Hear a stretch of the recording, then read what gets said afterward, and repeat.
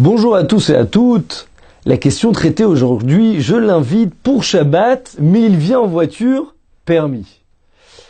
Je vous donne un exemple. Vous avez quelqu'un de votre famille. Malheureusement, il est loin de la religion. Il n'est pas religieux, il fait pas Shabbat, il transgresse le Shabbat.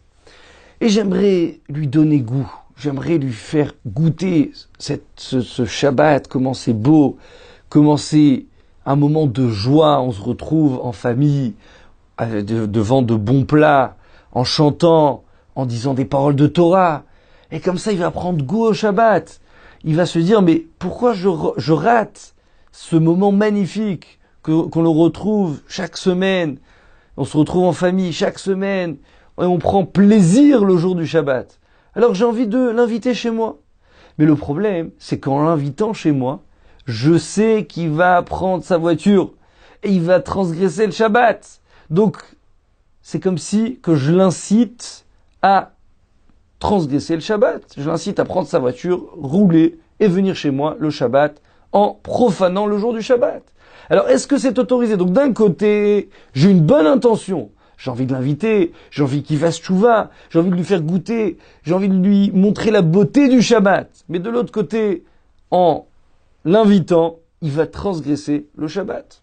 Alors, il faut savoir que c'est une question qui est très délicate, mais qui est très importante, puisque on peut, grâce à ça, ramener beaucoup de nos frères juifs qu'ils fassent tchouva et qu'eux aussi viennent garder le Shabbat. Alors, je vous dis, il y a 3 avis principaux qui répondent à cette question. L'avis du Rav Eliashiv, comme ça, c'est rapporté dans le livre Halichot Shabbat, il dit, si c'est sûr qu'il va transgresser le Shabbat, abstiens-toi, ne l'invite pas, puisqu'il y a l'interdiction de la Torah de l'ifne hiver lotiten mirchol. Devant un aveugle, il ne faut pas mettre une embûche. C'est-à-dire, quand mon frère juif, je vais l'influencer, je vais l'inciter à transgresser, à faire une avéra, à faire une faute, alors la Torah elle te dit, c'est interdit. Donc dans ce cas-là, le Rav Eliashiv dit, c'est vrai que tu veux d'un côté le gagner, de lui montrer la beauté du Shabbat, mais de l'autre côté tu perds parce qu'il va transgresser, il va profaner le Shabbat. L'avis du Rav Shlomo Zalman Auerbach, il dit comme ça, il est plus tolérant. Il dit, si c'est pas sûr qu'il va transgresser Shabbat, parce que par exemple il habite pas très loin de chez moi, et il y a des chances qu'il vienne à pied, alors il dit dans ce cas-là, je pourrais l'inviter et qu'il vienne chez moi. Mais il dit, si c'est sûr qu'il va transgresser Shabbat, alors le mieux à faire, c'est de ne pas l'inviter explicitement, de ne pas lui dire la veille de Shabbat, viens chez moi, je t'attends demain à telle heure, à midi on fait le repas, à 2 heures on fait le repas, viens chez moi. Il dit, il faut lui dire de manière générale, ça me ferait plaisir de te voir Shabbat, viens, tu vas voir comment c'est beau le Shabbat, tu vas voir comment c'est un moment de plaisir, mais sans lui donner d'horaire, sans lui donner de jour, laissez ça un peu dans le flou, il vient, c'est lui qui a décidé, c'est par sa propre initiative, c'est pas moi qui l'a influencé à transgresser le Shabbat. Il y a un 3e avis, l'avis du Tchouva de Vanagot, il est encore plus tolérant. Lui, il dit que même de lui dire explicitement, on a le droit. Pourquoi?